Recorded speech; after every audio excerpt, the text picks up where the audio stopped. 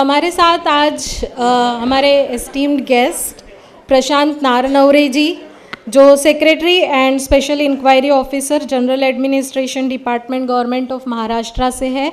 इन्होंने पहले commissioner WCD department का भी पदभार संभाला था। आज हम उनको इनवाइट करते हैं आज की जो हमारी कॉन्फ्रेंस है उसकी की नोट के लिए। Sir please.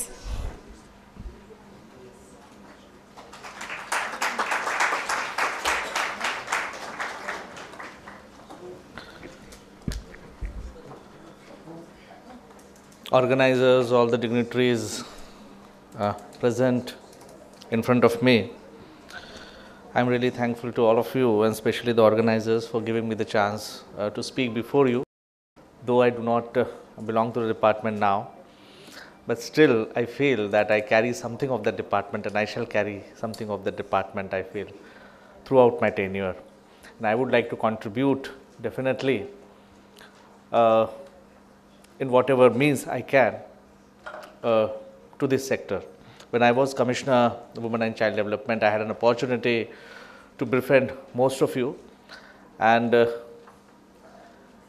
I feel that in future also this friendship shall continue. Talking about aftercare, definitely this is one aspect that we all need to focus on. When we are talking about aftercare, I suppose that we should not be limiting ourselves to those people who are in CCIs. So definitely the CCIs, the children who are in CCI need to be looked after, and their training for aftercare. Normally what we start, what we do in after 18 years, it should start much earlier. So on first, when we are talking about children in CCIs, I feel that aftercare work we should also focus on pre-aftercare. So when I was a commissioner, and those friends who are there, they know that we started something called as pre-aftercare. So pre-aftercare means children who are there from 12 years and above. As we train our own children at home and prepare them for their future assignments in life. So whenever we go to anybody's home, a child comes and we ask them that what do you like to become? See, this is the first question we seed into the child, that there is some responsibility he has to bear when he grow up. So the child tells us, I will become doctor, I will become engineer, I will become so and so whatever. I feel each child, that aspiration, right to have aspiration, each child should have that right. And therefore, I feel right in the beginning, from the age of 12, we should be starting something called as pre-aftercare. And the pre-aftercare not only starts with academic thing, it should also be starting with non-academic thing. Child would like to play, so he would like to do something related to non-academic activities. Recently we saw that some child would like to do some caricature, painting, lot of things which are not related to the academics. So many children, it's not that only academic knowledge is going to help them achieve something in life. Many times the co-curricular activities help them to make their own career. So the non-academic things which interest the child, I feel we can start with that, then academic, then at the same time counseling, it is very important, and bringing them to the light of reality.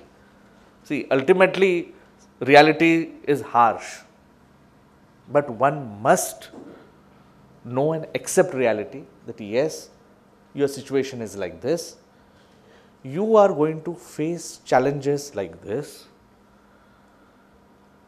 and see, we are going to help you like this. So he must be knowing reality, he must be knowing the challenges that he is going to face, and he must know that yes, the challenges he is going to face will be different, and sometimes the challenges will be little more than all other children are, and he need to be prepared for that, and then we need to tell them that, see, we are there for you. So I feel this pre-aftercare things, if we start, we need not prepare child for aftercare. By the age of 18, he is aware at least that what to do. Life skill is another thing. For example, children who are in CCI, simple life skill like cooking, preparing your own food. In CCI, if we tell children to prepare their own food, you will say this is a child labor. Huh? So some people will go to that extent. But I feel to our own children also, whether it is a boy or a girl, even to our children, we are expected to give. Nowadays in the cities, even our children are not getting the life skills. So to our children also, these children, the basic life skill like cooking, housekeeping, these are the things they must know, so that, then the another thing is gender training. The gender roles they need to, expected from them.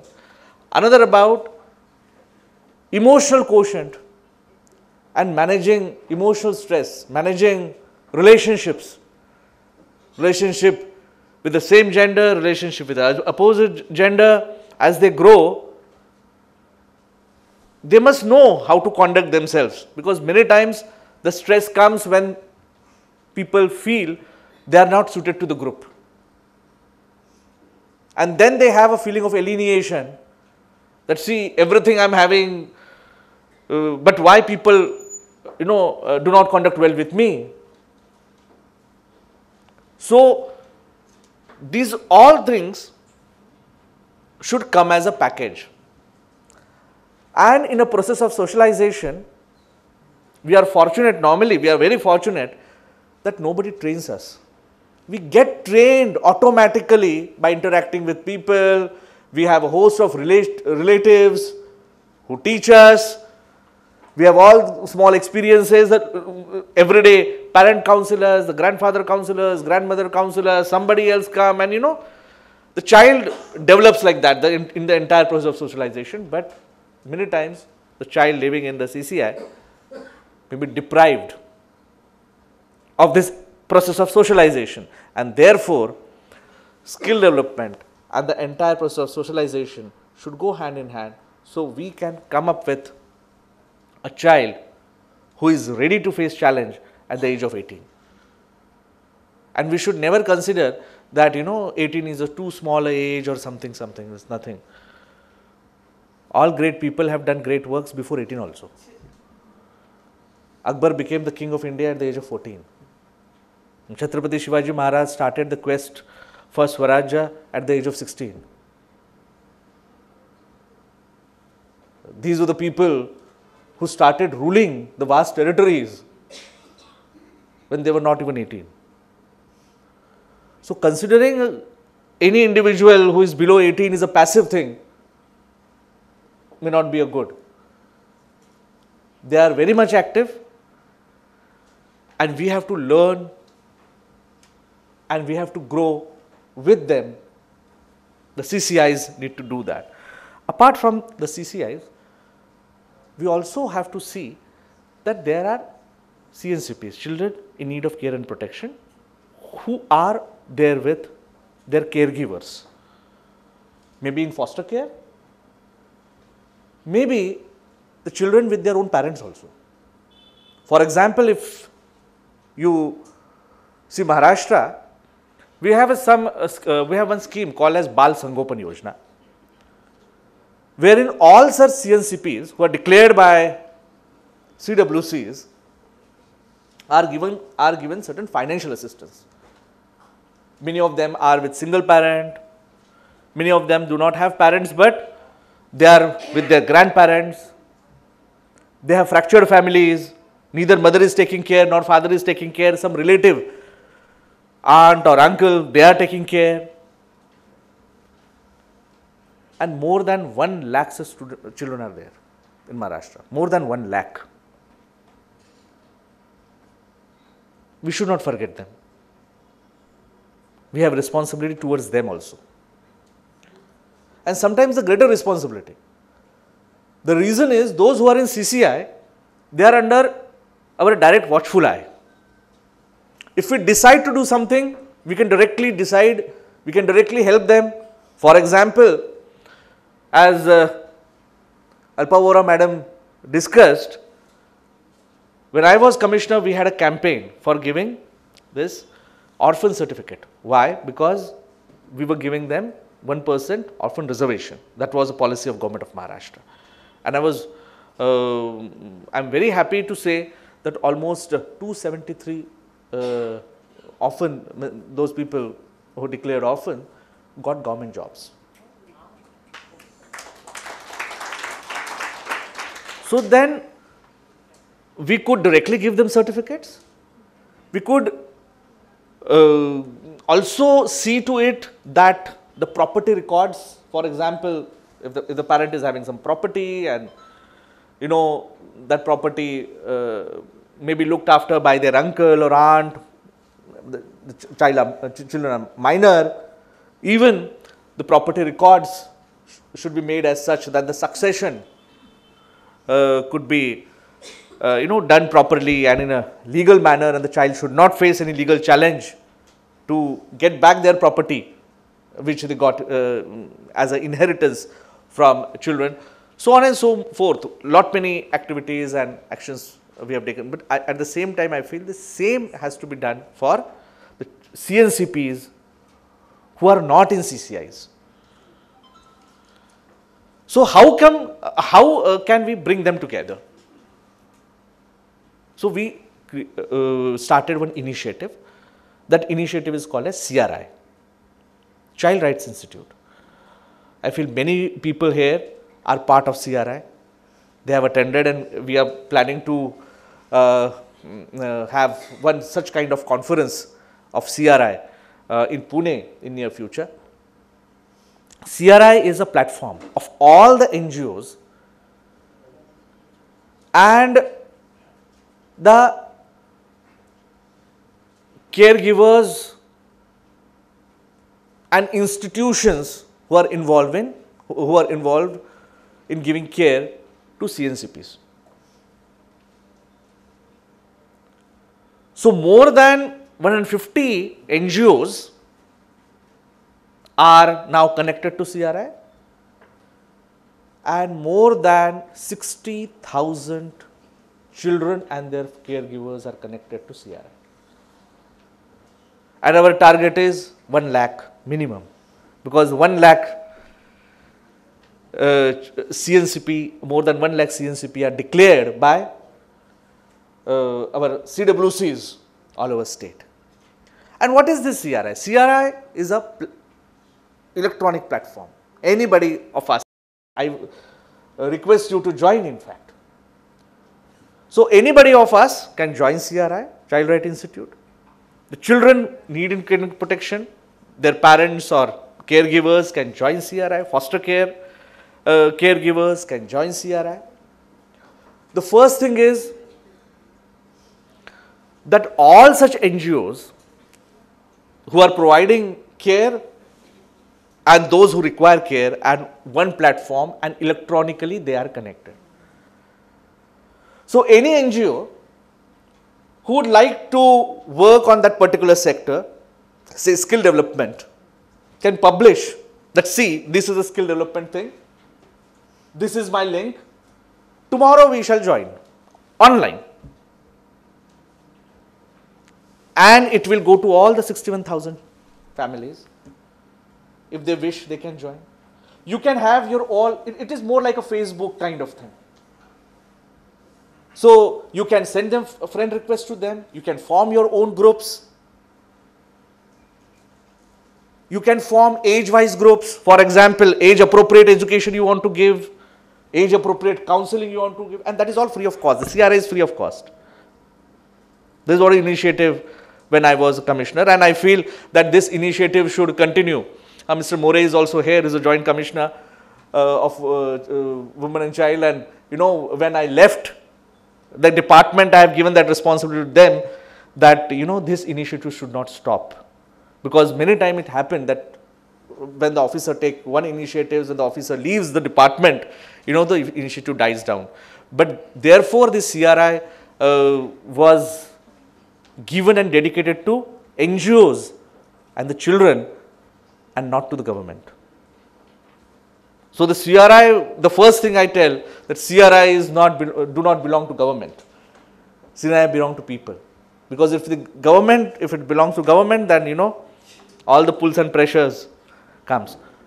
So therefore, this platform can be very well used for counseling, for skill development, for networking.